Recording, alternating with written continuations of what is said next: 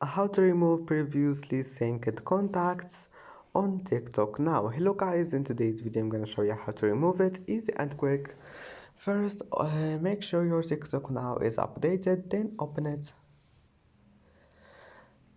and then click on your profile here. After that, click these three lines here and now click this one, privacy, and then click sync contacts and Facebook friends.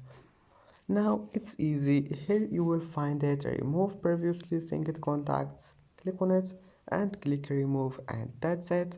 As you see, it's easy. And that's it for today's video. If you like this video, please don't forget to like and don't forget to subscribe, and thank you for watching this video until the end, and see you in the next video.